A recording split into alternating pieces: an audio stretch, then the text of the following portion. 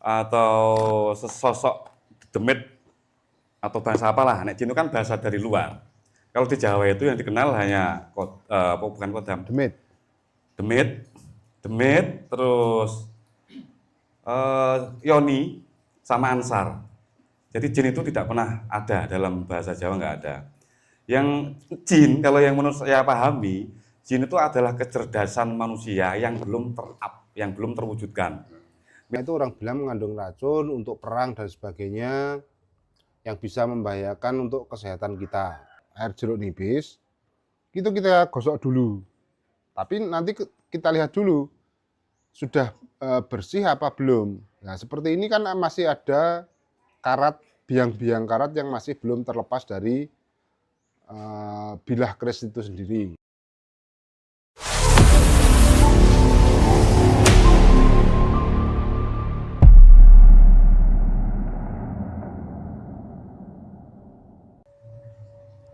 Amor wani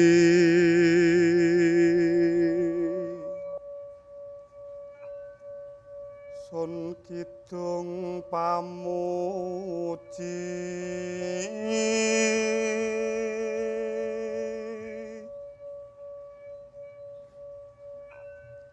ing ngarsa yang manon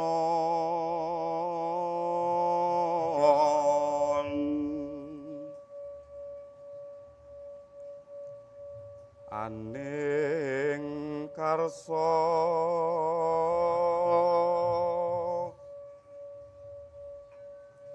tondo panuwune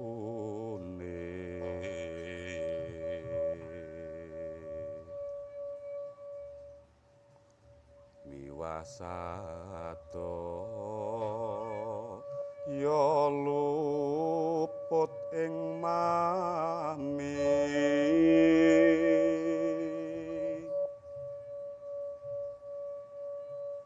sumarah mring Gusti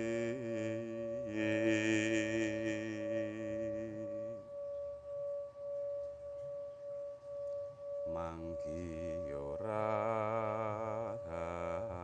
ayu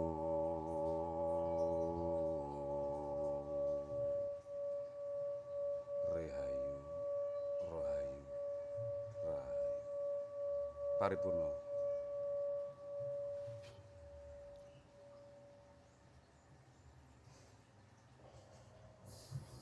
Matur sembah nuwun.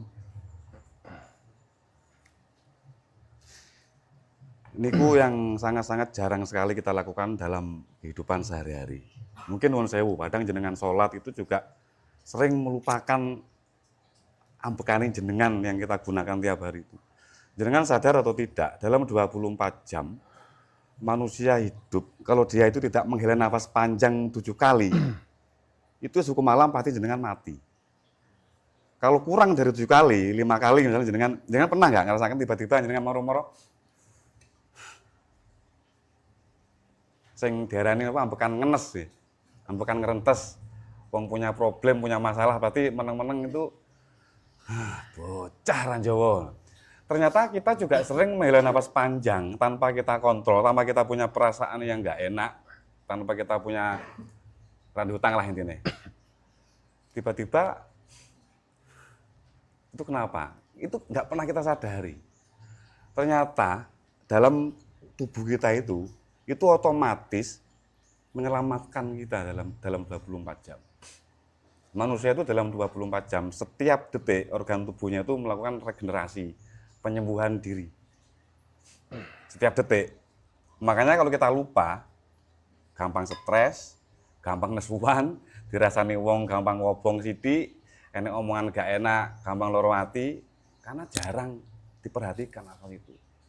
Sing dieling ngomong Gusti sing mbok sambati mendinten niku mau nuwun sewu.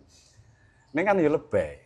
Enggak usah terlalu lebay muluk-muluk kemana-mana. Kita belajar mengenal jati diri sendiri. Ya mungkin temanya sekarang melalui Tosanaji.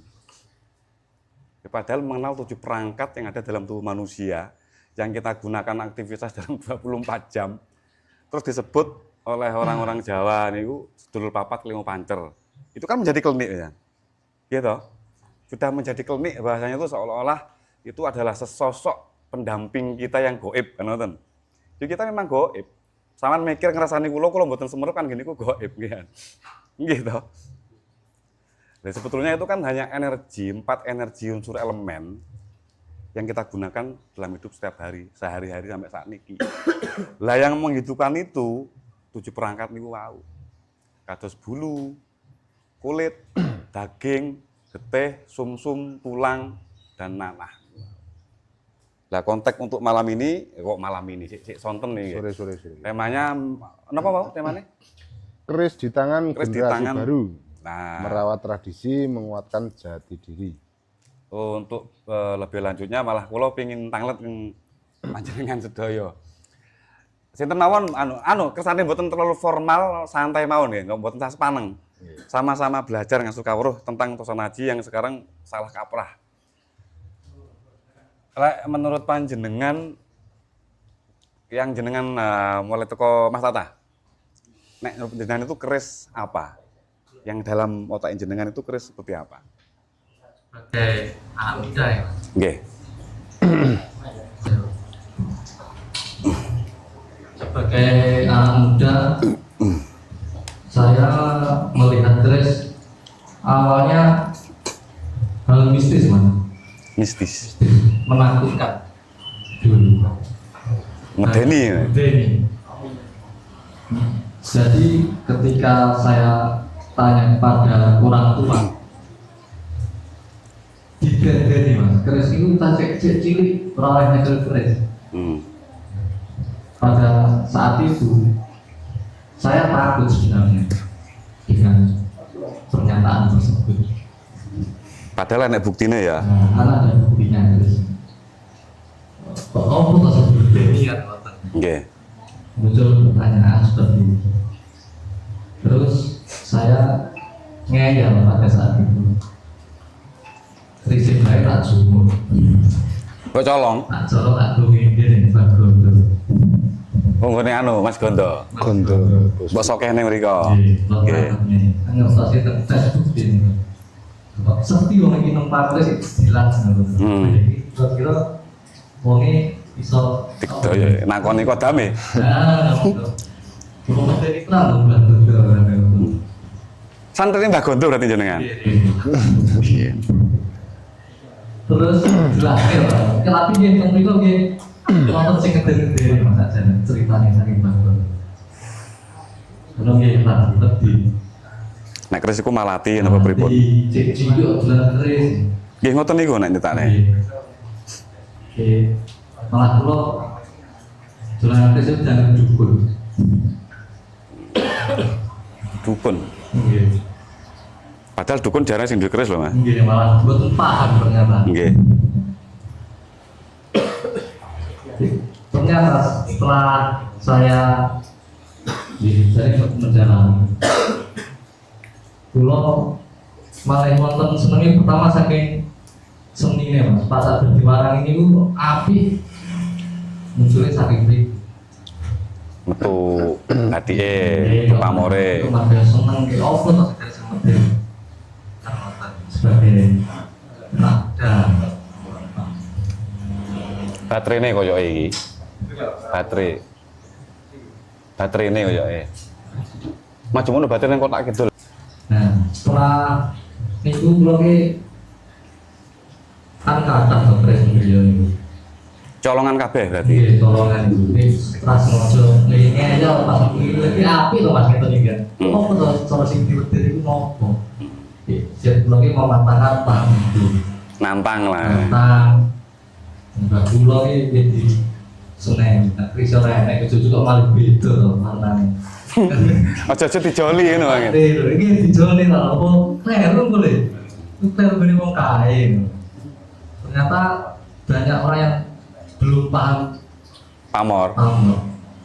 Termasuk mbah jenengan. Nggih, termasuk Mbah kula. Padahal kayak kerise ya. Nggih kan. Pada saat niku kula iki mboten ganteng to sakjane. Tapi yang mana terus kayak mana berarti dia api. Oke, nonton. Coba lempar guri. siapapun yang pengen kalau pengen semerep keris menurut jenengan itu apa toh? Yang ada dalam benak niku keris itu apa? Punten nek niki malah kula Mas sinten? kali-kali. Mas Anul Saking saking railes niku sama niku. Kula badhe ibaratnya sinau kenal keris sak ada iku sapa niku. Itu badhe tangan pripun amrih kula iki ngertos amrih kenale sing dimulai dari nol niki ngono. kok tiba-tiba jenengan pengen semerep keris niku dapat pematik dari pundi? Nggih. Iku nggih. Apa pengen wae gara-gara delok neng dunia maya napa pripun? Nggih. Saking cerita-cerita niku kok terus ngoten. Berarti wau kebalikan Mas Tata kan pun ngetos tapi mboten percaya nek keris niku apa jelas medeni ngoten. Nggih. Nek kula niku malah sing percaya nek keris niku medeni. Cuma pripun carane kula ngertos nek keris niku mboten medeni. Oke, siap. Assalamualaikum warahmatullahi wabarakatuh. Waalaikumsalam warahmatullahi. Perkenalkan, nama saya Abid. Oh iya Mas Apit, Deng. Abid dari Sambit, Maguan Sambit. Menanggapi dari Pak Isu tadi mengenai keris di tangan generasi baru. Bagi saya sebenarnya keris ini ya masih baru buat saya. Ya, karena saya juga orang yang selalu penasaran dengan hal-hal baru ini. Saya coba baca-baca di internet, salah satunya di Wikipedia dan lain seterusnya. Nah, bagi saya keris ini ya adalah alat pusaka di kebudayaan Jawa yang ternyata setelah saya baca-baca keris ini malah asal usulnya dari Ponorogo sendiri. Katanya. Literasi ya? Menurut literasi yang tertelan. Cuma saya tidak tahu ininya nyatanya gitu. Nah, keris itu kalau yang dulu saya dengar dari Pak penceramah dan seterusnya itu, keris itu dari bahasa Arab, Haris alias atau cara bahasa Indonesia adalah penjaga gitu. Bener Mas, niku dari Arab memang, Arab Pati Genah maksudnya. Ada lagi yang lucu, keris itu belum bisa bikin giris-giris gitu. Pokoknya istilah-istilah kayak gitu banyak banget di internet gitu. Nah bagi saya keris itu ya memang adalah pusaka yang asli dari Jawa yang saat ini sudah terdaftar di UNESCO. Diakui Dan UNESCO. sebagai generasi muda ini sayang sekali kalau kita tidak merawatnya. Terus tambahan selain di Jawa ini ternyata keris itu sangat banyak ditemui di Bali gitu. Karena Bali juga Jawa sebetulnya dulu. Oh, iya. Dan saya juga baca-baca yang agak meluas itu. Saya kira keris itu hanya ditemui di Indonesia saja. Ternyata di daerah luar Indonesia seperti di Filipina dan daerah Malaysia, mungkin, Thailand. itu juga ada keris itu. Saya coba belajar tentang keris tentang itu. Bahkan saya juga belajar tentang keris itu bahannya apa. Gitu. Akhirnya kepo nggak berarti? Iya.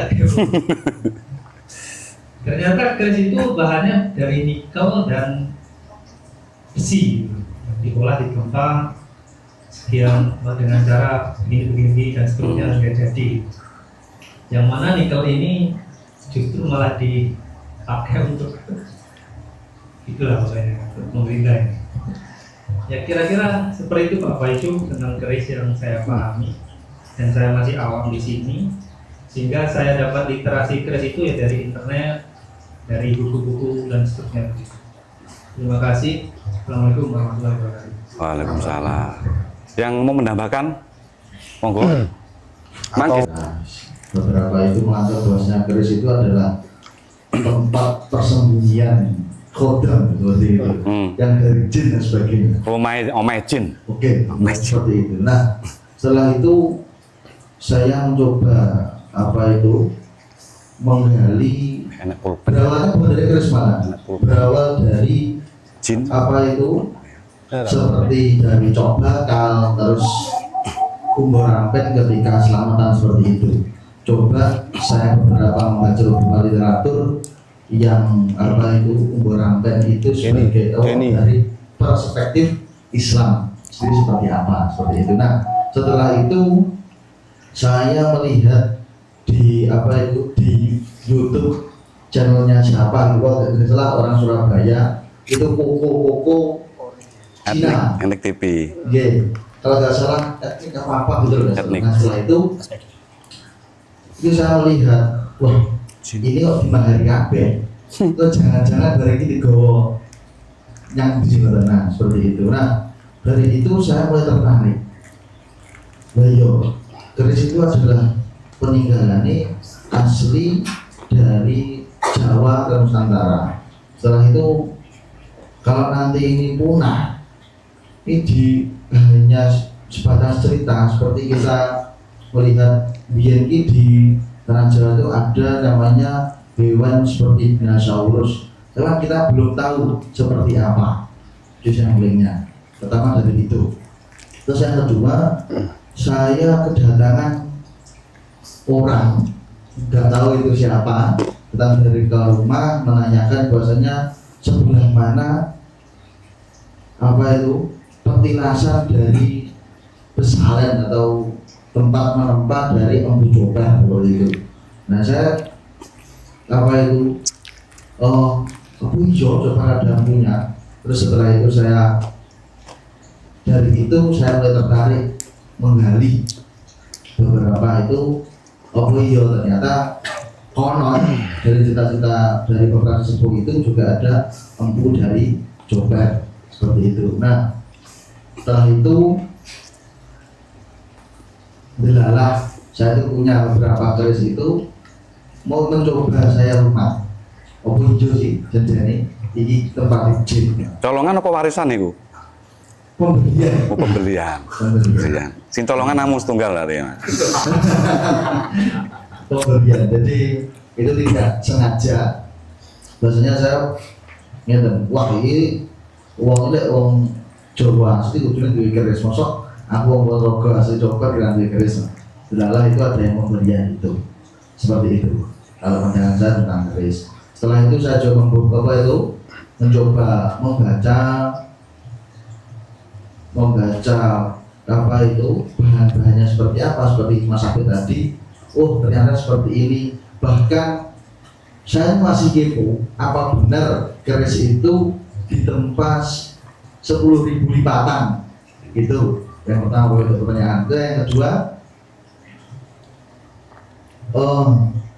dapatnya Bedung Meteor itu dari mana dulunya? Seperti itu. Mungkin cukup itu dari saya. Nanti kalau ketika ada feedback apa dari saya, jangan lagi. Sekian, terima kasih. Assalamualaikum warahmatullahi wabarakatuh. Salam. Mungkin yang mau menambahkan lagi? Cukup dulu deh. Oh cukup. Tapi mbok cekelir anak jine kan itu ya. Terus kedua Mas Habib tadi pertama kenal keris kadosnya teng mriki nggih. Cuman nggak pernah berani bertanya atau kepo piye-piye, tapi malah kerennya anak muda zaman sekarang itu karena dunia maya sudah begitu luasnya, banyak ruang kita untuk belajar. Walaupun itu hanya awam, tidak sepenuhnya yang original disampaikan di sana. Terus Mas Nijam itu Gus Yai yang ternyata juga kepo. Ya, Bu asale mau pertama itu dari keponya itu apa kreski kena piye-piye. Itu biasanya pasti ada ngoten niku deh. Keponya apa bener nek jine, mau sanjang ngono omai jin atau omai kodam. Tak jawab saking Mas Tata dulu. Saya juga dulu itu sering ketemu derek-derek atau teman-teman yang senang ke keris itu hanya gara-gara kepo. Soalnya sering ngerti gayanya remudan, waktu ada acara event atau selamatan kawinan atau acara apalah, itu biasanya selalu disandingkan dengan bunga-bungaan, terus dengan kemenyan, yang mana orang tua kita dulu itu nggak iso ndunungke secara apa namanya, secara detail, Secara ilmiah. dengan anak yang sekarang itu iso dipahami dengan kalimat bahasa sekarang. Paling ngomongnya ngobong menyan makani demit. Terus nganu kembang kuwi yo makani demit, padahal sing mangan yo wonge. Terus kerese kuwi sing manggon omahe demit, sing iso nggawe nyarang udan dan lain-lain. Jadi tak jawab semuanya nggih. Kenapa keris itu bisa, apakah keris itu bisa dipakai untuk menghalau udan terus ben ora udan? Bisa. Itu sangat-sangat bisa dan itu ilmiah. Itu bukan karena dari kodam atau dari jin. Kita bahas jin dulu sekarang. Jin itu bukan, menurut versi yang saya pahami ya, jin itu bukan makhluk astral atau ini kan saya bukan kok saya pripun-pripun. Menurut paham saya, jin itu bukan makhluk halus atau sesosok demit atau bahasa apalah. Jin itu kan bahasa dari luar. Kalau di Jawa itu yang dikenal hanya bukan kodam. Demit, terus yoni sama ansar. Jadi jin itu tidak pernah ada dalam bahasa Jawa, nggak ada. Yang jin, kalau yang menurut saya pahami, jin itu adalah kecerdasan manusia yang belum yang belum terwujudkan. Misalnya jenengan duwe angen-angen, aku pengen naruh ngene, kok tak gawe ngene lah. Itu kecerdasan yang belum berwujud. Lah keris ini adalah wujud dari jin itu sendiri. Jadi kecerdasan manusia untuk menciptakan hasil karyanya dari pribadi yang dia alami oleh proses spiritualnya, itu diciptakan melalui karya-karya yang banyak. Bisa menggunakan karya sastra, menggunakan puisi-puisi, terus pahatan-pahatan candi, yang mana itu mengisahkan perjalanan manusia hidup dari rahim atau dari mulai proses pembikinan manusia itu sendiri. Jadi keris itu ya jin itu sendiri, malahan kita ngomong jin atau gaib itu kecerdasan yang belum terwujudkan. Terus mengenai bahan-bahan lagi, kita kembali ke, saya barusan ngomong kenapa keris kok iso sampai kayak nyingkir udan, itu memang dari bahan. Kalau secara ilmiahnya, bahan sekarang dikenal hanya besi, baja, dan pamor. Lah besi sendiri, macamnya besi itu banyak lah. Nah ilmu metalurgi sekarang ada HS. Vero, HS ngoten niku. Kalau orang Jawa dulu itu udah lebih detail mengenalnya malahan. Enek besi mengangkang, besi polosani, terus besi karangkidang, itu sampai lebih dari 47 macam besi. Itu belum bajanya. Dan bajanya juga banyak, lebih dari 40 macam baja. Yang orang sekarang menyebut baja ini, baja itu, dan lain-lain lah. Nah ternyata dalam kandungan besi, setiap besi dan besi-besi yang lain itu punya dampak dalam kehidupan manusia sehari-hari. Terus kembali ke menunya Mas Tata, tadi ngomong, urung wayahe duwe keris ra oleh. Atau jangan-jangan besinya itu besi yang membuat orang itu kemerungsung. Garin suan, pengen gelut wae ngoten niku. Berarti bisa jadi itu kan kerisnya nggak bagus, Mas. Enggak gitu konteksnya. Karena dalam Tosan Haji itu bukan hanya besi, baja, dan pamor, tapi besi sendiri itu dicampur dengan berbagai macam besi. Bukan hanya 1, 2, 3, 4 macam besi, tapi puluhan macam besi yang disatukan menjadi satu. Puluhan macam baja yang disatukan menjadi satu. Dan ternyata dalam dunia modern yang sampai saat ini, itu untuk mencampurkan baja, 3 macam baja saja, itu angelin naudzubillahi min dzalik. Jadi tidak ada alat atau bahan yang untuk merekatkan besi sama baja saja, itu untuk terekatkan sulit, Mas. Apalagi baja sama baja. Belum lagi untuk besi, baja, pamor. Sama terkenal namanya Empu Supo, terus Empu Sopo yang menjadi kisah yang Bu Gandring. Seolah-olah kita bangga mendengar kisahnya Bu Gandring. Padahal Kenaro kisahnya kan buruk. Harus saling membunuh. Di Jawa nggak ada konsep seperti itu, nggak ada konsep seperti itu. Dan di keris tidak ada keris itu yang bikin orang gare melarat. Keris itu gare wong, terus kepedeannya timbul, terus mari sugih, itu nggak ada. Itu hanya asumsinya mereka sendiri. bersugesti, tapi disokong dengan manusia itu butuh sandaran, butuh sosok untuk menaruh keyakinannya manusia itu sendiri. Paham Mas Kulo nggih? Bahasa kula mungkin rada acak-acakan. Tapi insya Allah jenengan wong cerdas-cerdas yo. Wong dikongkon nulis jeneng neng apa jenenge neng brosur lain jenengan juga gelem. Males soalnya. Jadi yang bisa menghalau hujan itu bukan kodamnya atau bukan jinnya, tapi unsur dari besi itu sendiri. Kayak kipas angin nih. Tanpa ada kipas angin kula pasti malu ngeten-ngeten sumu. Jadi keris itu adalah teknologi tercanggih dari era dulu sampai zaman sekarang. Nek jenengan tahu passwordnya keris untuk pakai apa itu bisa. Apakah itu musyrik? Apakah jenengan bisa bermanfaat dalam dunia ini menggunakan suatu benda selain Allah lah intinya? Apakah musyrik? Kok keren men jenengan iso kabeh-kabeh Allah. Emang kelambi sing nyukani jenengan itu Gusti Allah. Sepeda motor yang nyukani jenengan itu Tuhan jenengan. Jadi jangan bandingkan Tuhan pencipta itu dengan ciptaan manusia. Itu alangkah bodohnya manusia itu bisa ngomong bolak-balik syirik, musyrik. Kita itu tiap hari udah syirik. Kita itu tiap hari membayangkan kesuk arep nyapo yo, nek anakku gering terus kesuk tak gone rumah sakit iki waras apa ora. Itu jenengan udah ngelancangi. Padahal besok itu udah rahasia Allah, rahasia Tuhan. Tapi konteksnya kita setiap hari itu merencanakan sesuatu menggunakan daya cipta pikiran itu sendiri. Sering gagal. Kita semua yang ada di sini, saya berani jamin triliunan persen kita sering gagal dalam berencana. Sampai sering ngomong, aku Mas, jenengan sok-sok nang omah. Nggih Mas, kula tak badhe mriko. Sesuk dibalik ngapunten Mas. Wis dina Selasa ning misale, kula dereng saged niku tibake wonten tamu niku. Apakah jenengan udah enggak ingkar niku? Mamoko begitu manusia ngomong menggunakan mulut, itu menggunakan udara. Lah bahan utama manusia untuk hidup adalah udara. Lah angin sampean gedolanan macam-macam setiap harinya. Pantes jenengan itu masih melarat secara segalanya, termasuk ulo, Terus kita di sini tuh masih ngaji bareng-bareng. Jangan gampang mengklaim sesuatu benda yang kita tidak tahu, tapi kita berani mengklaim tanpa mau tahu. Tahu dulu baru mengklaim nggak apa-apa. Oh, kau lah ini gari musrik, gari sirik. Misalnya kalau tanglet jenengan, rasa ada tuh yang tulisan haji, motor jenengan mati, bilang tiba-tiba kenaan bensin. Itu bensin entek bo, coba eselon bensin, nak urip pisan. Itu percaya atau tidak? Mosok dibandingkan kepercayaan kita dengan semesta, dengan Tuhan, dengan Sang Pencipta, dengan kehidupan sehari-hari yang mana itu levelnya itu nggak sebanding. Lah itu yang perlu kita luruskan. Mas Tulo pun nyampe nopo dereng? Jadi keris itu adalah hasil karya seni yang adiluhung. Nek saya pribadi menyebut keris itu adalah kitab suci. Malah ruwet menah ya. Keris adalah kitab suci. Mungkin ada sebagian orang yang kecewa dengan ungkapan saya. Karena bagi saya kitab suci itu bisa apa saja.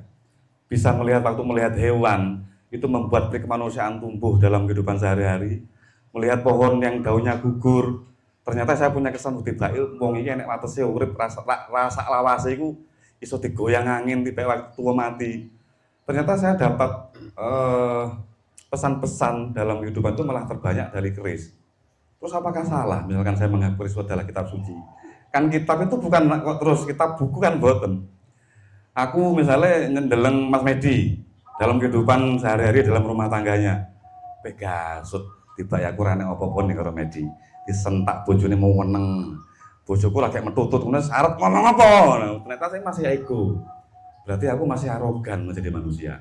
Bisa jadi Mas Medi itu adalah kitab suci yang diturunkan oleh Tuhan bersosok manusia. Saya pikir ngoten niku. Detailnya lagi di Tosana Haji niku, selain dari bahan-bahan yang saya sebutkan tadi, yang sampai sekarang orang-orang di dunia itu masih belum ada yang bisa menciptakan yang persis dengan keris yang bahan-bahannya sepuh. Mentok-mentok orang Damaskus. Damaskus itu hanya besi yang diulet-ulet sampai keluar pamor tok. Tapi kalau Tosana Haji itu bukan hanya satu besi yang diulet. Berbagai macam jenis besi yang bisa dilebur menjadi satu, menjadi barang sedemikian rupa indahnya. Terus satu lagi, banyak terjadi di, ya mungkin itu menurut kula hanya untuk cara mereka itu memperkenalkan keris ke kaula muda atau ke masyarakat sekarang. bahwasanya keris itu adalah senjata perang atau senjata tajam masa lampau. Nah, saya pribadi menyikapi nek keris itu adalah senjata tajam atau senjata perang, kok saya nggak lilo, nggak ikhlas. Nyapo dadak ruwet-ruwet arepe perang kuwi gawe keris tuwilik tipis, yang mana keris itu nggak usah dipakai Pak. Dipakai nusuk aja langsung putus, langsung melengkung. Kayak keris bawang aja nggak bisa, masa mau pakai perang? Jadi kenapa saya bilang kekeh keris itu adalah kitab suci? Karena dalam satu bilah keris itu mengandung makna kehidupan. Mulai dari besi, gonjo, rician itu apa rician gitu. Dari style, dari gaya saja, keris itu udah mencerminkan wong uripe kok ngene harus seperti ini.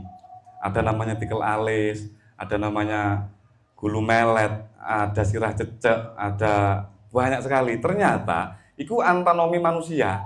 Anatomi bener gak? Anatomi. Oh, anatomi. Jadi satu bilah keris itu adalah anatomi manusia. Penggambaran manusia itu ada di keris itu sendiri. Kalau keris ada keris lu, dia tolong deh. Sing nomornya ladran. Itu lagi lihat ngeten, itu persis mukanya manusia. Kan ladang baru keris baru ini. Ladang Solo ngandap ini. Ngandap Mas sebelah. Sebelah. Niki. Nggih. Ini keris baru sengaja saya bikin di salah satu empu yang ada di Blitar. Keris ini dengan rician genap, luk 5. Nah, jirene koncoku kae luk 5 itu Pancasila atau rukun Islam itu ada 5 ngoten niku. Padahal 5 ini ya sedulur papat kelima pancer, 4 unsur elemen yang mana yang bisa mengendalikan keris ini adalah kita kan ngoten. Tujuannya seperti itu.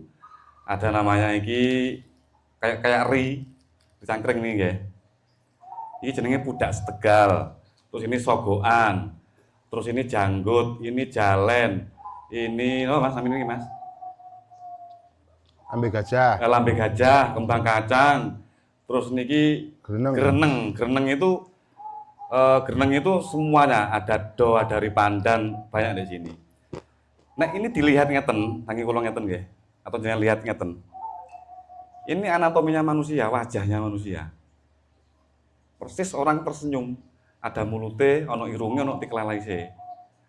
Lha iki lek dijawabane secara detail, ini tasawuf. Kalau dalam Islam keris itu adalah tasawuf. Tikel alis, ini udah menggambarkan manusia nek alise gampang jengat, wonge gampang ngeson, itu ada di pakem manapun itu ada. Gampang ngesonan. Tur kalau nggak ada alis, wong kuwi uripe nggak mungkin nyaman. Kena srengenge dia gampang sulap. Urung meneh apa jeneng idep. Tikel alis itu mencapai idep juga. Yang menyangkut mata, dalam poinnya itu mata. Menungso lek mripate blalaan, kontennya ke sana semuanya. Terus jalen. Jalen itu dilambangkan sebagai hidung. Yang mana hidung itu adalah indera.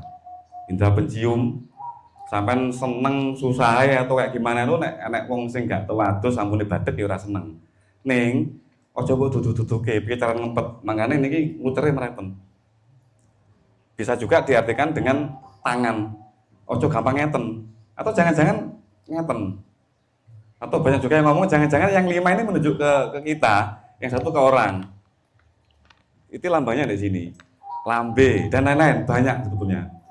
Jadi untuk mendabarkan satu keris sendiri itu tidak cukup 2 hari 2 malam. Dari luk mawon itu makin berbeda kemana-mana. Terus saya sering ngomong kenapa untuk pemula itu wajib punya itu jangan keris luk dulu. Harus keris lurus dulu, jangan keluk dulu. Harus imannya kuat dulu, biar nggak gampang goyah. Kena paham-paham dari luar, misalnya kena ada orang yang menyebut kejawen membeda-bedakan agama nggak bener. Kejawen ini kanu, terus Buddha nggak ini, biar nggak gampang seperti itu. Jadi kudu kuatkan dulu pondasi kita, baru kita akan mengenal diri kita. Atau manunggaling kalau gusti orang atas manunggal kalau gusti tidak, itu hanya pasemon yang mana perlu dicari titik temunya bersama-sama. Terus baru lu 3. Kenapa kok nggak genep? Lu 1, lu 2, lu 3, lu 4. Kenapa kok harus ganjil? Nah terusnya Gusti Allah ini remen sing ganjil-ganjil. Sang pencipta itu suka yang ganjil-ganjil. Semesta itu ganjil. Ganjil ya awake dhewe niki. Sementara niku riyen mungkin ada pertanyaan yang lain. Atau ngeten. Saya urutkan tadi ada beberapa perkataan saya itu yang tidak saya lanjutkan. Keris itu bukan senjata tajam, bukan senjata tikam, atau bukan senjata perang masa lalu dari kejayaan kerajaan-kerajaan yang lalu. Kenapa aku ngomong ngoten? Karena terlalu ruwet nek mung gawe perang itu nggawe pusaka sing kudu gonjone itu pisah. Gonjone nggak menjadi satu, terus kena riciane, terus dikelok-kelokno, terus ada pakem-pakem tertentu menyebutkan bahwasanya kalau keris semakin banyak luknya, itu pakai nusuk semakin daya lebarnya kuat. Itu bullshit gitu. Itu bullshit. Karena nenek moyang kita dulu itu tidak pernah perang secara fisik. Singosari perang karo Mojopahit terus perang karo Demak, karo Doho. Perangnya leluhur kita itu nggak perang secara fisik kayak sekarang atau kayak zaman-zaman Mataram era VOC nggak seperti itu. Tapi perangnya itu perang kecerdasan, perang kesadaran. Makanya kita sampai saat ini masih bisa menikmati hasil karya leluhur dari dulu. Terus ada yang menyangkal, kalau nggak pernah perang, kenapa tidak ada tilai kerajaan di era itu? Kenapa tentu? Kenapa nggak bisa ditelusuri? Mojopahit kerajaannya di mana? Wong ra enek tilai. Singosari di mana kerajaannya nggak enek tilai. Yang ada hanya candi-candi dan itu bukan kerajaan. Leluhur kita, raja-raja dulu itu bukan hanya penganut agama, tapi orang yang hidupnya penuh dengan kesadaran. Jadi yang dibangun dalam istananya itu bukan bangunan-bangunan yang kekal atau yang tahan terhadap lahar atau cuaca apapun. Karena mereka sudah merdeka, tidak kemelekatan. Jadi yang dibangun itu ya menggunakan kayu. Nggak menggunakan kayak candi-candi yang ada di angan-angan jenengan.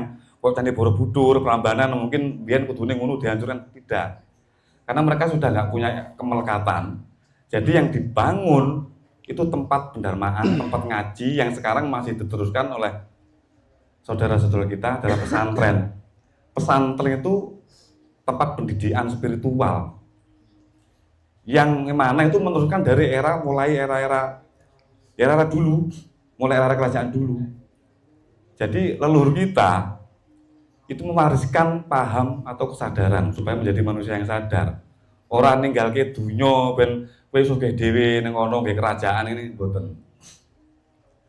Terus ketiga, kenapa napa namanya?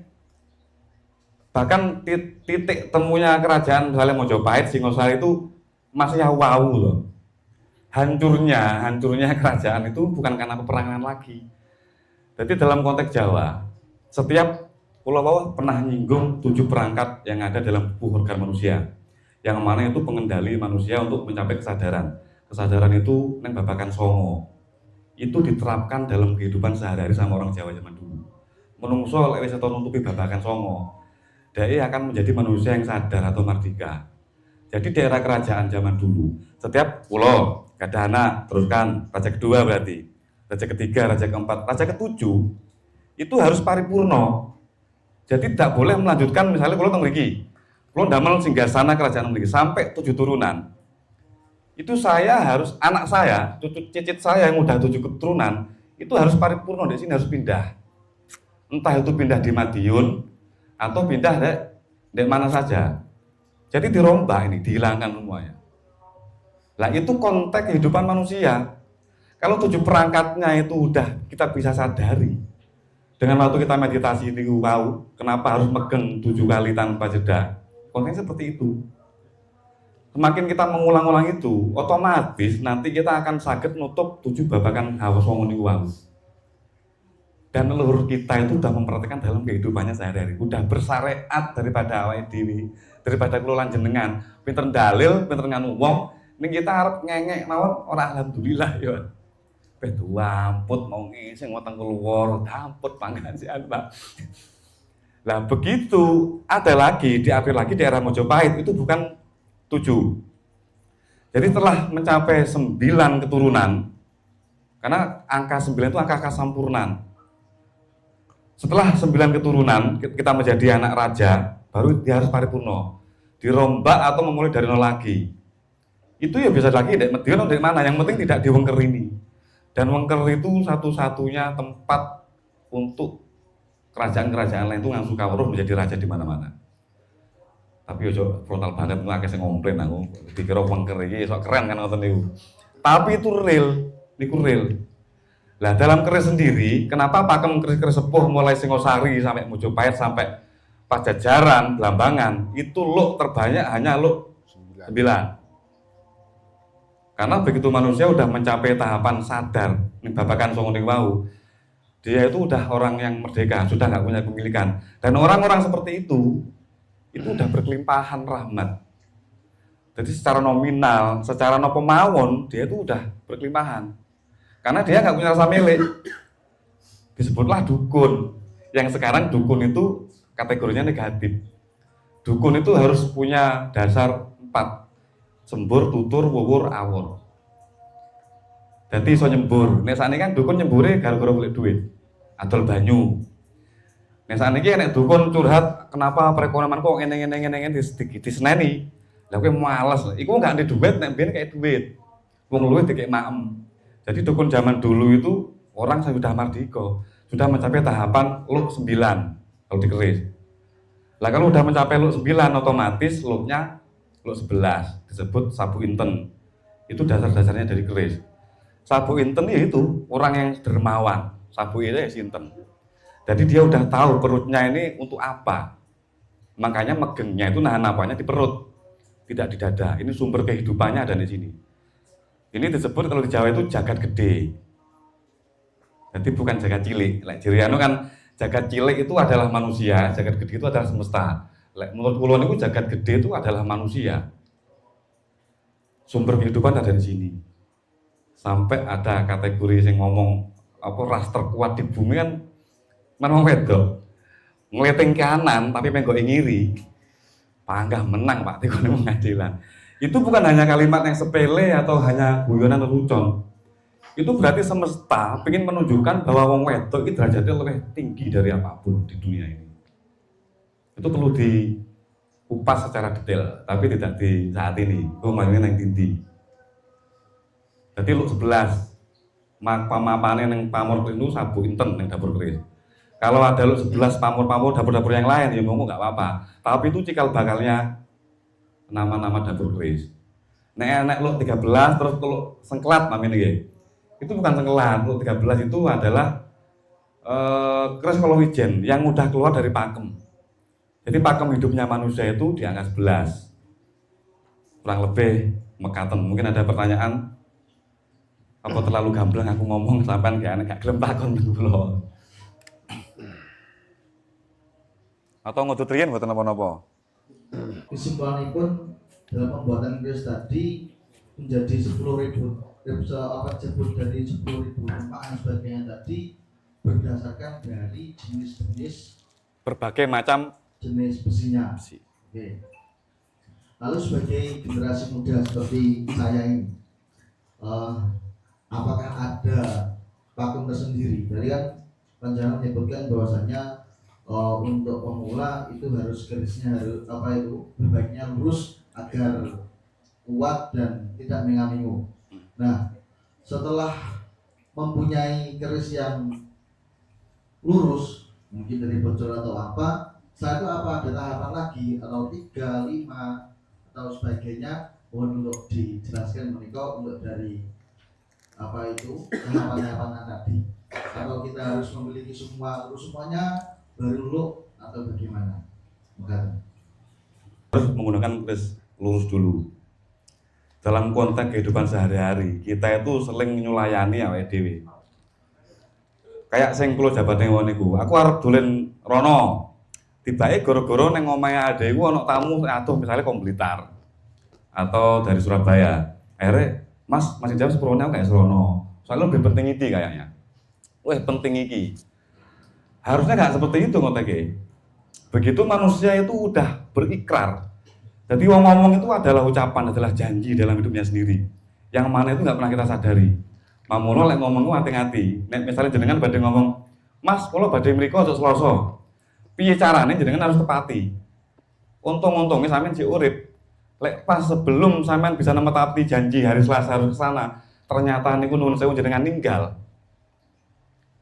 Niku jenengan akan meninggalkan energi nakih. Jadi akan meninggalkan energi negatif.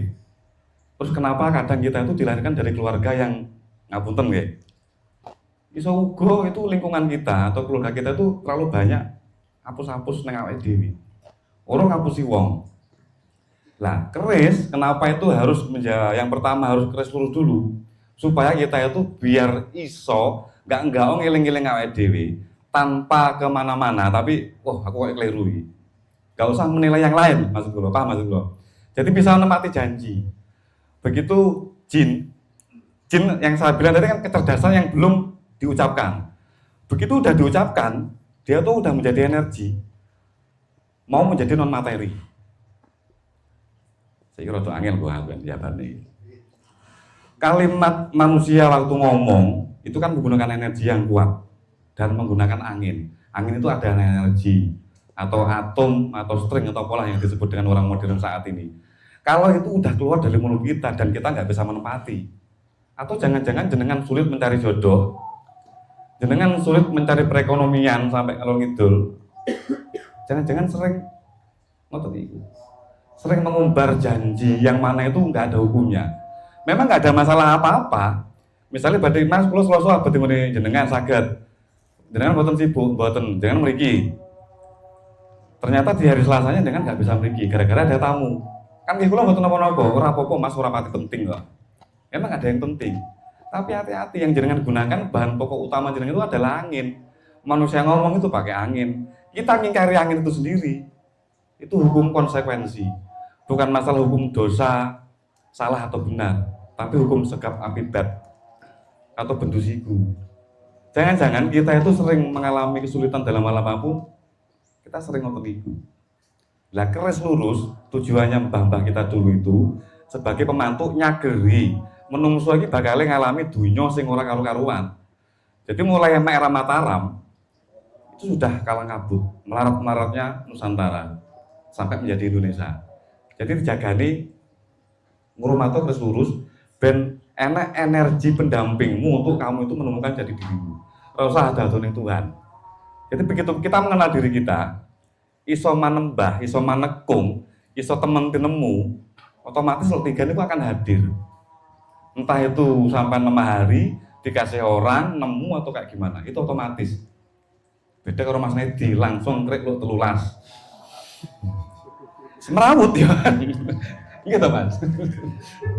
Jadi banyak teori, banyak ide-ide yang cemerlang, tapi tidak pernah diwujudkan jin itu sendiri. Iki kudune digawe ngene deh, kurang apik ngene. Ternyata orang yang terlalu banyak berteori tapi nggak ada gerakan, dia tuh jalan di tempat. Moro-moro utangnya akeh, moro-moro cilik duit ning bank barang ditolak karo banke. Soale di blacklist. Terus sampai ngono? Mboten. Mboten. Pangane sih. Berarti jenengan.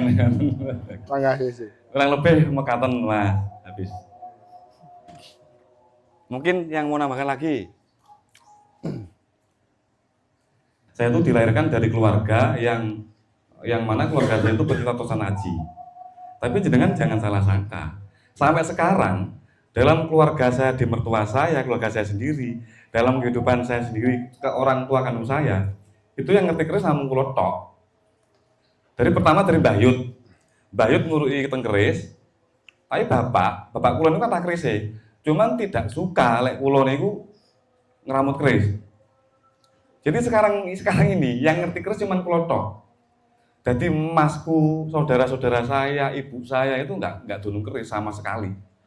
Masih tabu melihat keris. Bahkan harap ngerti keris waktu kula tinggal keluar kota ngoten niku izin dulu. Saya wedi engko nyebul untune ompong. Kan sering ngoten niku to. Di sini juga seperti itu. Istri saya juga masih seperti itu. Apakah saya memaksa mereka untuk memahami itu? Mboten saged. Tidak boleh. Jadi itu banyak konteks untuk kita mengenal diri itu banyak. Ya mungkin jenengan, kula lan lain-lain itu menggunakan tosan haji bisa menemukan jati diri. Bisa lebih mengenal, bisa lebih menjadi manusia atau menungso. Loh iya, ini menungso sendiri ini tetap arahnya ke keris. Kenapa orang Jawa sendiri itu ngomongnya mesti menungso kan? Sampean loro ati enggak diomongno misalnya gini. Mas, sampean menungso ndi? Sampean sakit hati, kecewa, tersinggung atau tidak? Kok luwih seneng sampean diceluk jenengan tiyang pundi? Jenengan wong pundi kan ngoten. Sampean wong pundi? Kok ora Mas jenengan menungso pundi? Mesti sampean perasaannya udah kemana-mana. Karena kenapa? Kita itu belum pernah manunggal dengan sang pencipta. Menungso itu kan manunggali rasa, manunggalnya rasa. Yang dari 1, terus 3, 5, 7, 9 menjadi 1 menjadi sabu inten. Kita itu belum pernah menjadi sabu inten. Makanya jenengan diteluk Mas sampean menungso di loro ati, dikira kewan apa aku? Apa dikira kewan? Kudune kan jenengan suweneng. Wah, berarti aku wis menungso wis mencapai kesempurnaan. Sangar ya wong biyen, cuman dia terlalu sibuk mempelajari bahasa-bahasa atau kalimat yang ada dari luar. Jadi sampai kita itu lupa dengan bahasane pas semone wong tuwek-tuwek dhewe dengan kalimat Jawa lupa. Dikira menungso wis menungso iku kabeh, anak aku wong. Senes nek kula tiyang. Padahal nek wong wani nyeluk jenengan menungso pundi ku jenengan berarti orang yang terkeren yang ada di daerah itu. Jenengan sudah manunggali rasa. Ora kok terus berhayalan manunggali rasa cedak karo Gusti. Enggak seperti itu. Itu terlalu lebay. Kita udah menjadi sabu inten yang udah bisa bermanfaat minimal untuk masyarakat lah. Rasa karo kewan. Musa mencik jahat sama kewan. Kalau tonggo aja jahat tak? Ribon? Tapi semua itu kan harus didasari dengan cinta dulu. Kalau tidak ada cinta, kalau kita hanya terpaksa supaya ben podo karo Mas Faisu atau ben podo karo Mas Nizam, aku kudu duwe keris, itu mboten asal. Itu jenenge tiru-tiru. Tapi kalau kita udah punya paham sendiri, oh ternyata itu kadang kita tuh butuh alat untuk kemana-mana. Bukan penyekutuan. Jenengan nggak mungkin toh kesini itu melampah, betul mungkin. Atau jenengan ben udan, ben luwih enak ning kono luwih enak ke mobil. Kan itu hanya perantara. Bukan kok terus kita itu menyekutukan Tuhan. Lah keris itu adalah media untuk lebih cepat kita mengenal diri kita. Kontennya keris ngeten iki, Mbak. Salah satu keris itu bisa menetralisir udara yang negatif. Jadi yang kita hirup tiap hari itu adalah energi-energi yang negatif. Ala apa meneh dunia sing sakniki. Duwe tangga, duwe kanca, kadang duwe anak nggak dhewe mikir sing gari loro ati. Itu akhirnya kita mendengarkan musik yang enak, senandung musik yang sadu. Tapi hati-hati jenengan nek ngono musik-musik sing melas nelongso, itu bisa jadi membuat Anda itu akan nelongso juga. Karena itu akan tertanam. Jadi jangan sampai ada dengung-dengungan itu yang mengisahkan perjalanan hidup manusia itu. Kecuali nek musik yang tanpa ada suara. Maksudnya ada lagu-lagu itu kan enek kisah loh. Tapi kalau musik itu masih natural. Dengan singing bowl, itu suaranya kan hum. Di Jawa itu disebut ho, itu ketemu sama ngo. Lah manusia itu kan tetap hidupnya itu cokro manggilingan, berputar. Jadi benturan, tanpa ada benturan nggak ada menungso. Itu di sana ada suwung namanya. Itu nol, bunder, lamanya bulat. Kenapa di Mekah sendiri itu kita mengelilingi orang kita syakuraturun, jenengan mengelilingi Ka'bah. Itu kotanya apa? Itu sama dengan suara singing bowl, hum, suwung. Itu menciptakan dengungan, tapi tidak menggunakan suara, tapi menggunakan gerakan. Itu meditasi. Terus kenapa muternya niku berlawanan dengan jarum jam? Sedangkan bumi berputarnya kanan atau kiri? Nek menurut jenengan? Searah jarum jam. Bumi itu kan berputarnya searah jarum jam.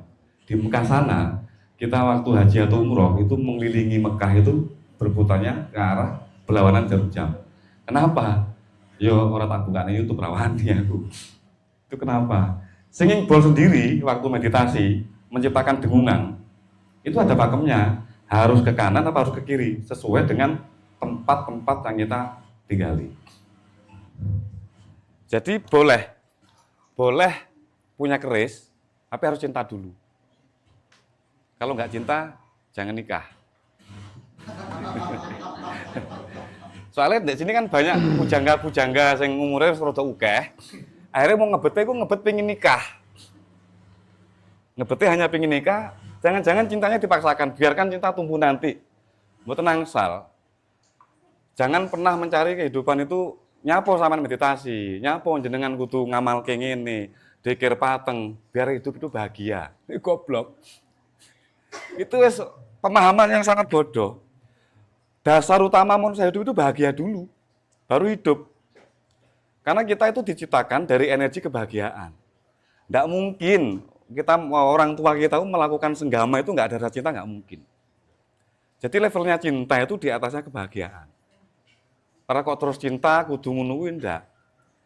Jenengan buta, jenengan tuli, nuwun sewu, jenengan diperkosa saja sama orang. Mungkin mulutnya sama pahaman sampean, "Wah, aku dosa aku ngene." Tapi jenis kelamin jenengan, apakah bisa bohong?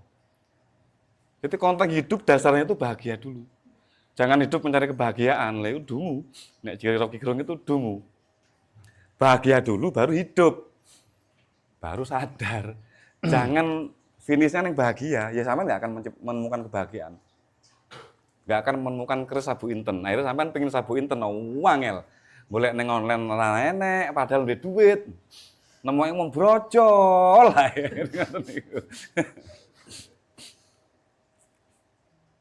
Buat apa-apa Mas, misal ada unek-unek. Sesuai dengan tema yang Jagung Budaya untuk hari ini. Keris di tangan generasi baru. Kenapa yang dibahas adalah keris di tangan generasi baru? Karena di setiap saat kita selalu ada ungkapan bahwa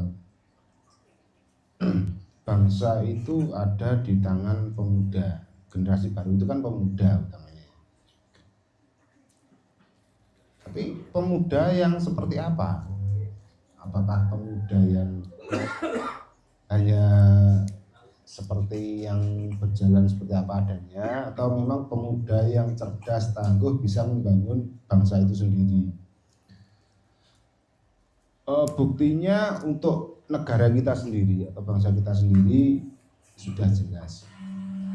Dari beberapa puluh tahun tidak ada peningkatan, bahkan adanya malah hanya penurunan.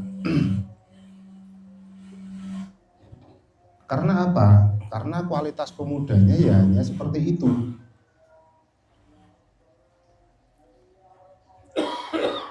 Contohnya? Banyak untuk saat ini pemuda melakukan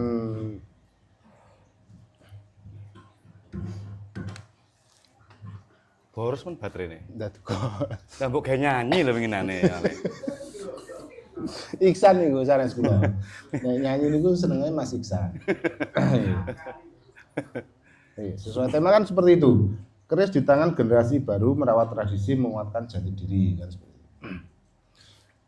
Generasi baru itu apa sih? Generasi baru itu kan ya kita yang muda, yang masih baru, yang sesuai simbolnya orang yang dibicarakan bahwa bangsa atau suatu negara itu tergantung dengan Budaya. pemuda itu sendiri. Tapi pemuda yang diharapkan untuk kemajuan bangsa itu kan harus minimal tangguh secara mental dan juga tangguh secara fisik. Dan yang pasti mempunyai kecerdasan yang bisa untuk memajukan bangsanya itu sendiri. Bagaimana cara kita sebagai pemuda mencapai kemampuan untuk tangguh itu sendiri? Kenapa dihubungkan dengan keris? Kenapa dihubungkan dengan tosan aji? Karena dari dulu leluhur kita itu menyiratkan pelajaran, menyiratkan petunjuk untuk kita membangun negeri itu di dalam tosan aji itu sendiri. Utamanya untuk mengenal jati diri. Tanpa kita mengenal jati diri, kita tidak akan pernah bisa menjadi orang yang tangguh. Kita hanya menjadi orang yang elon-elonan, angin-anginan, seperti itu. Ketika musimnya ini mungkin TikTok misalkan. Kita hanya ikuti TikTok itu sendiri. Apa yang FYP di TikTok? Kan seperti itu. Oh, saya FYP wong nari-nari, wong joget-joget. Apa kita bisa bangkit? Negara kita bisa bangkit dengan kita joget-joget seperti itu? Boten Mas. Yang bangkit bukan negaranya, Mas, anunya. Nah, seperti itu yang mungkin kita bisa sharing untuk hari ini. Bagaimana caranya kita bisa tangguh, kita bisa cerdas untuk membangkitkan negara kita sendiri melalui diri kita masing-masing. Sebuah wilayah atau negara tidak akan pernah bisa berkembang ketika pemudanya yang diharapkan bangsa itu tidak bisa berkembang sesuai apa yang diharapkan. Kecerdasannya tidak berkembang, ketangguhannya secara fisik ataupun mental juga tidak berkembang. Tidak mungkin sebuah negara akan maju. Makanya leluhur kita berpesan melalui Tosan Aji meninggalkan warisan sebagai untuk kita mempelajari diri sendiri itu ya memang dari Tosan Aji. Di dalam Tosan Aji sendiri itu sebenarnya disampaikan banyak sekali, mulai dari 4 unsur elemen yang membentuk kita, bagaimana kita mengenali jati diri.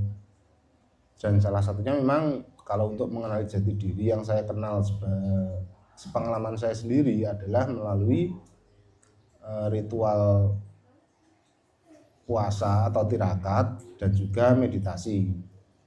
Seperti itu. Ketika kita mengenal jati diri, kita mengenali apa potensi kita, kita baru bisa mengembangkan apa yang akan kita lakukan. Jadi kadang kita hidupnya di ngerayun seperti Mas Tata atau Mas Nur tadi. Apa potensi kita untuk mengembangkan negara ini? Ketika kita di wilayah neng gunung, neng desa, untuk membuat kemajuan bagi negara kita. Enggak usah jauh-jauh di negara, mungkin di wilayah sekitar kita saja lah.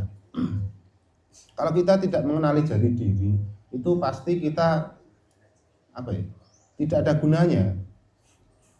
Kurelon-elonan, yang penting oleh duit, yang penting iso urip, dan ya seperti itulah. Tapi kita mengenali jati diri, kita bisa mengembangkan kemampuan kita. Oh ternyata bertani itu tidak hanya sekedar mencari uang, tidak hanya mencukupi kebutuhan keluarga kita saja.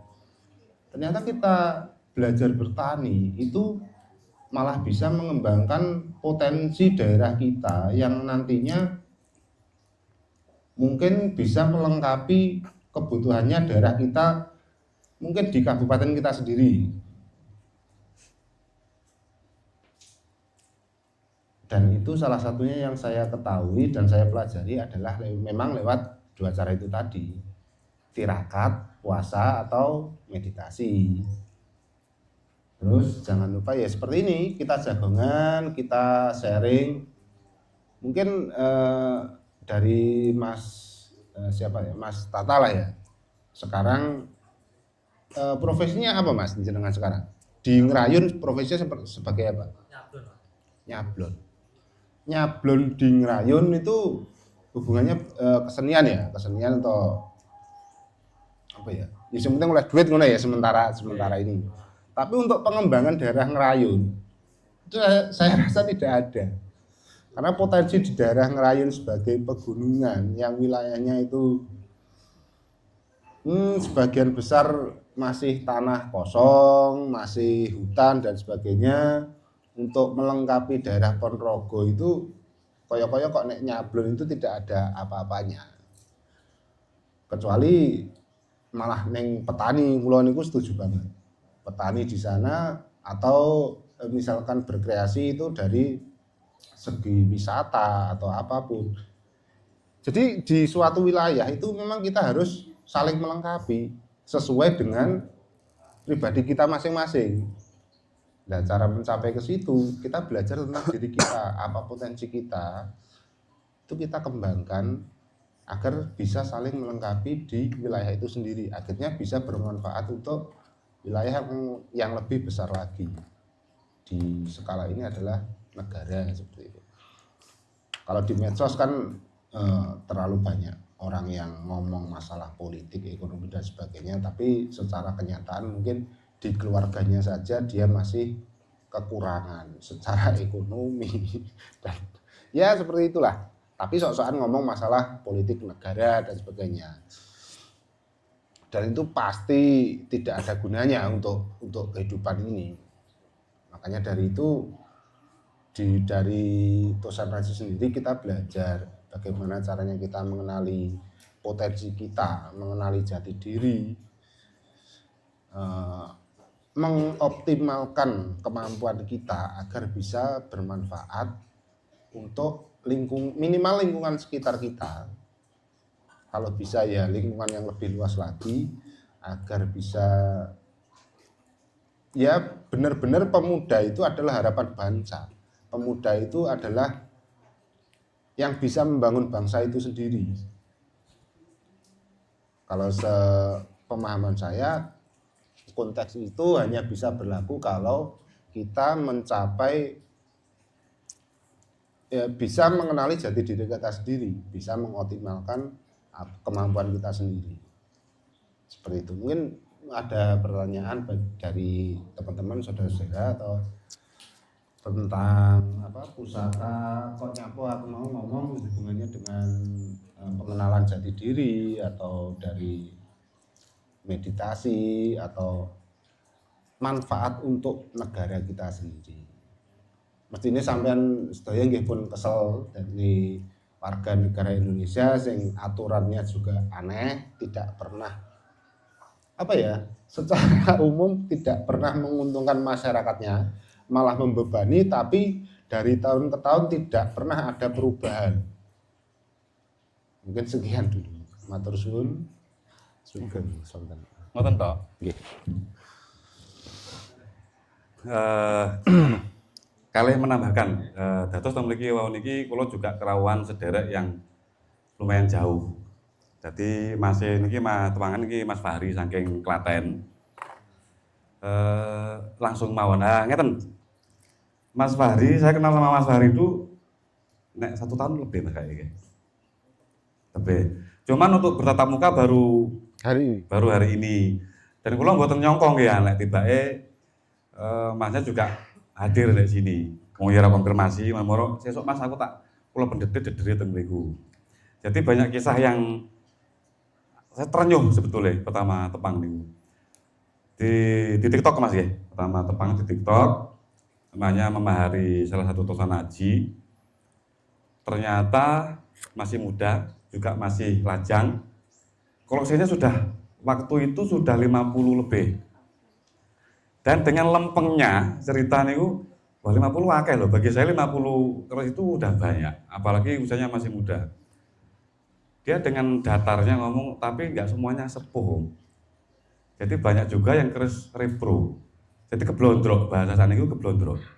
Biasanya orang keblondrok itu pasti ceklek. Ceklek nggak mungkin lagi untuk pengen ngoleksi Tosan Haji lagi. Ternyata tidak, dia semakin dikerjain sama mungkin bakul sama orang-orang yang lain, penasarannya malah kuat. Kok unik? Soalnya saya sendiri banyak menghadapi tamu-tamu yang di luar daerah itu korban-korban. Saya wis salah wong kerisan iki akeh ngene. Ngomongin sepuh tibake barangnya ra sepuh, barangannya diproses ngoten niku. Saya menemukan hanya beberapa orang, termasuk Mas Fahri ini sendiri, kerise wakeh, keblondrok wakeh, otomatis ya duitnya ya entek akeh, tapi masih kekeh pengen ngoleksi keris sepuh dan masih perjaka. Jadi kalau pengen tahu tendensinya Mas Fahri itu nopo kok sampai pertama niku seneng keris, itu dari mana? Terus tujuan berkeris niku apa? Perkenalkan dulu. Namanya Pak. Asal kau dari cuman 60 persatuan. Suruhan ya. Tapi kok sampean seneng keris itu dari apa? Kok tiba-tiba mengenal keris itu pripun? pertama kali senang keris niku dulu itu sebenarnya saya pecinta sejak jadi sering nonton film Kolosal, Kamandanu, Brahma Kumbara, ngoten niku. Angling Darmo. pas kemarin itu tanpa suruh kan dari sejarahnya kan apa namanya tidak tempat apa namanya selama era kerajaan itu tidak ditaklukkan. Oke, memang tidak ditaklukkan. Itu terkenal karena terus masuk. Pasupati. Apa karya Winong Winongan, kawan pas senang-senang aja. Pasuruan Winongan. Awal-awalnya ada segap tapi kenapa bisa Kok ora ceklek aman? Kok maksudnya kok ora wah keresan iki Kenapa tidak menyerah? tebah tibake ngono iki. Kok masih berburu? kalau cinta itu kalau disakiti lama-lama Rongno pengmu cinta itu disakiti itu terus muklek. Karena cinta itu hasilnya disakiti juga. Marung ae di kon mayari ora gelem kan. Jarene sing wetoke matre, itu jangan-jangan jenengan yang kiri. Dengan yang pelit ini kok jelas. Jadi pertama kenal niku jenengan wis 50 lebih gitu ya. Dengan lempengnya, dari makanya dengan lempengnya itu ngomong ya seket muncul mas sama tombaknya. Cuman nggak semuanya sepuh, malah banyak yang barang baru diproses sepuh. Kok cek wani tuku online, padahal kan dek kula nggih online.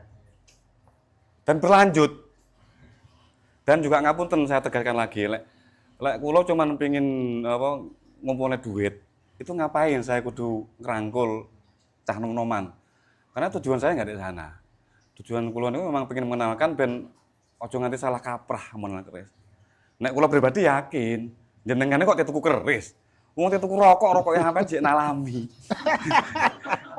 Jadi jujur saya pengen Dilirik lah kok dhewe. orang kok aduh pengen menanamkan mental ke jenengan bahwasanya ya ojo tersinggung ngono to. Kontra kasunyatane ngono. Ngeten lho, tidak ada Tuhan manapun atau tidak ada sang penguasa atau Gusti Allah atau Tuhan manapun yang menciptakan makhluknya itu melarat dalam konteks apapun. Kecuali Anda sendiri yang pengen melarat dalam hidupnya. Kita dikasih perangkat yang genep, kecerdasan terutama, dengan akal yang balik. Makanya jenengan itu jangan masuk Islam dulu, lek urung balik. Balik itu sadar. Orang kok terus umurin jenengan itu umur 12 terus balik. Sampean men itu wes balik, enggak seperti itu. Tapi berakal, sehat. Semua itu harus dicerna dengan akal yang baik. Orang terus gampang dolimi yang lain. Jadi konteksnya untuk saat ini. Kan ngoten Mas Hari. Atau jangan-jangan jenengan itu tidak bertuhan. Atau jangan-jangan Tuhan yang jenengan itu hanya untuk mbok sambat-sambatan. Ya Allah Gusti, kula kedah pripun benjing ngeten. Mbok kira Gustimu iku ora ngerti. Dadak mbok suwah berarti karo nangis. Jangan pernah berdoa dengan menangis atau merengek. Berdoalah dengan kondisi yang bahagia. Lek pingin doa gitu. Sewu. Tak tambahi mungkin nggak melenceng sih, karena ini juga arahnya masih ke tosan haji. Doa yang mustajab itu bukan karena jenengan itu pandai merengek-rengek, kudu nangis-nangis nang Gusti Allah, terus kudu pripun Gusti, nggak seperti itu. Itu malah di Islam sendiri itu yang didunungkan secara nyata. Tuhan itu tidak harus menggunakan satu bahasa. Berdoalah dengan bahasa yang Anda pahami. Dalam artian, orang kok terus jenengan wong Jawa dungane Jawa, jangan Madura, anune Madura, enggak seperti itu konteksnya. Yang direspon oleh semesta itu adalah gelombang atau getaran. Waktu jenengan berdoa, meminta jodoh atau meminta rezeki, tapi dengan hati yang sedih, saya jamin jenengan nggak mungkin dapat jodoh, nggak mungkin dapat rezeki. Jadi berdoalah dalam kondisi jenengan itu baik-baik saja atau dalam kondisi bahagia. Konteks yang kula sanjang ngomong niku, manusia itu dihidupkan, dilahirkan dengan energi kebahagiaan. Maka berdoalah dalam kondisi bahagia. Kalau jenengan waktu kondisi itu nestapa, nggak enak hati, nggak nyaman, jangan berdoa. Tapi dikirmu digetne, tapi rasa njaluk. Wong kuwi salahmu kok. Wong kuwi njegur nang segara dadak, ya Allah, kula pengin dipepe. Lah kuwi kan njegur nang segara kok njaluk anget itu kan ya mukal.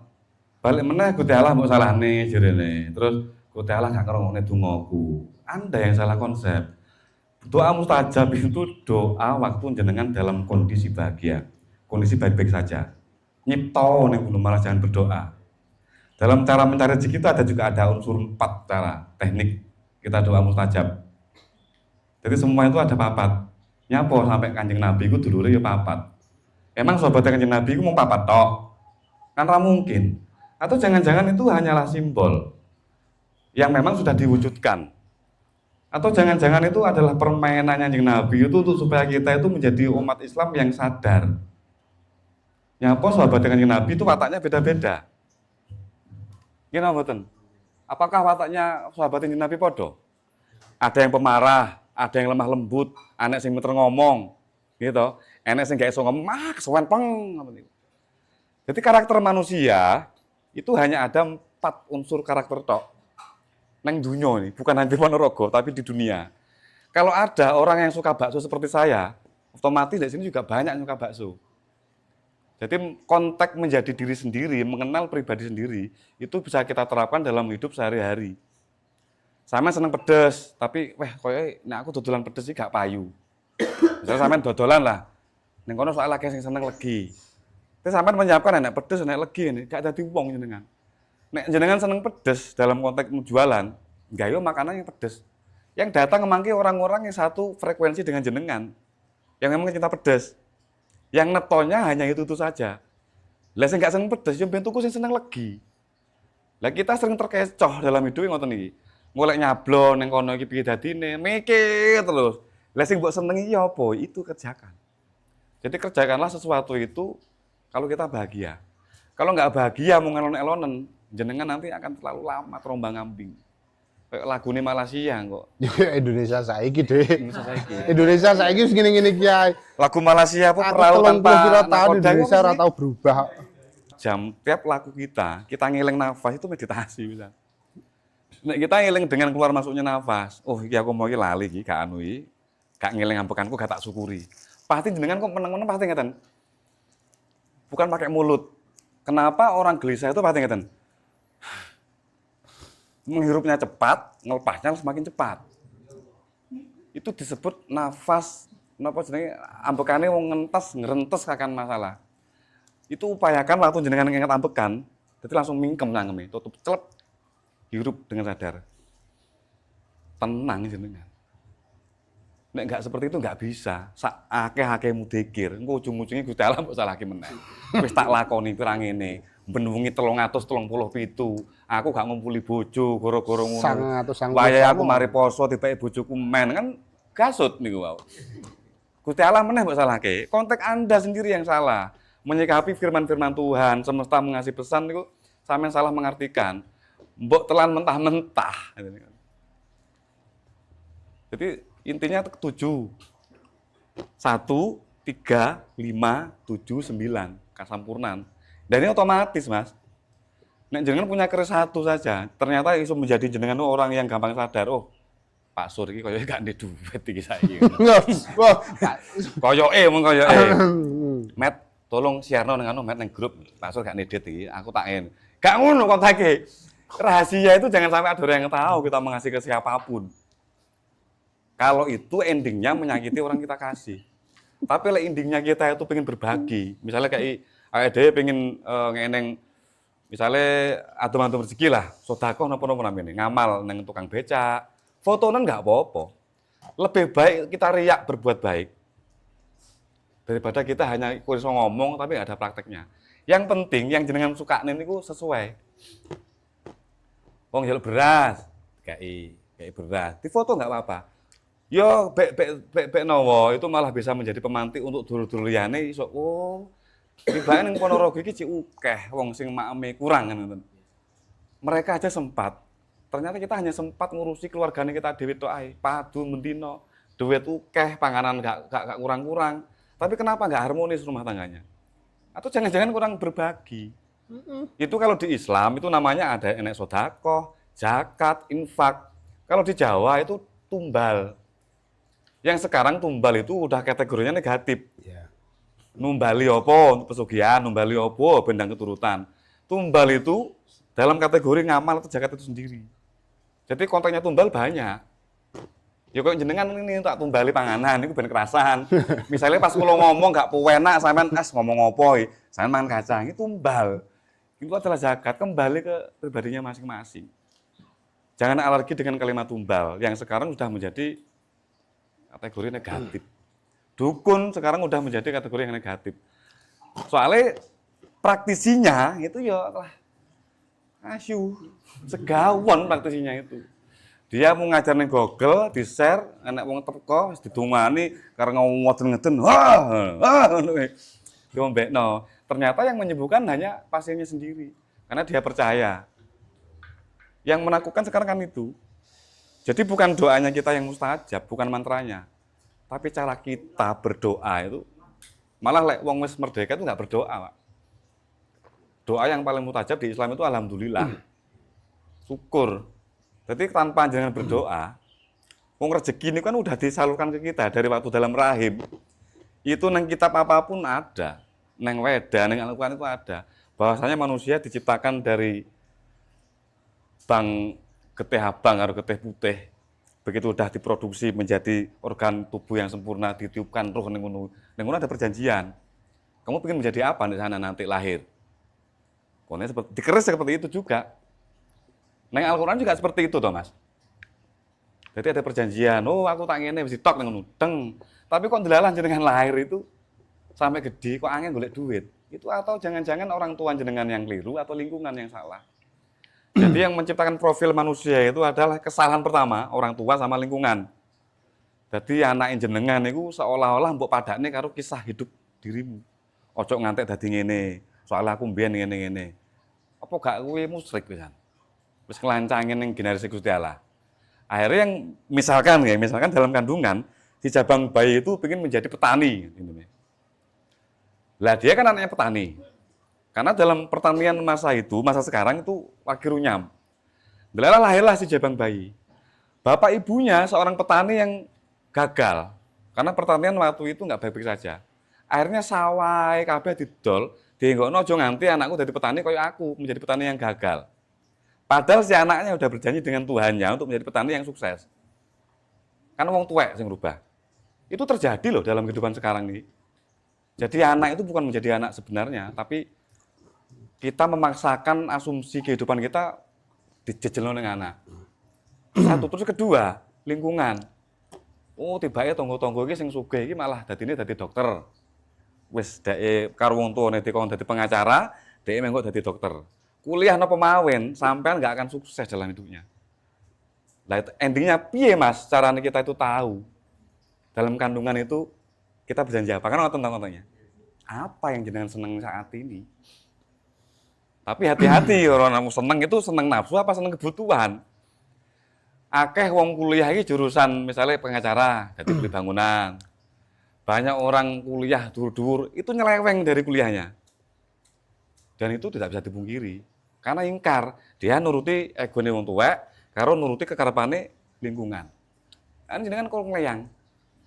Kenapa terus menjadi banyak koruptor di Indonesia? Karena manusianya tidak pernah menjadi diri sendiri, tidak pernah belajar menjadi diri sendiri. Orang dibumbui dogma-dogma dari paham yang dari luar. Yang notabene miring, bukan saya ngomong paham dari luar itu nggak baik. Karena banyak kepentingan juga yang membuat kita itu akhirnya bingung. Yang bener sing ndi? Apa sing kae, apa sing kae? Apa sing kudu bathuke ireng-ireng? Apa kudu sing napa kencete ireng-ireng kan bingung akhirnya dhewe sing bener sing ndi. Akhirnya dodolan agama. Jadi terlalu banyak asupan dari luar yang membuat kita semakin bingung. Jadi konteks utamanya kenali kita di dalam kandungan itu apa. Untuk realnya itu memang hanya ada dua opsi cara kita mengenali diri kita. Meditasi atau puasa. Untuk zaman ini namun itu tok.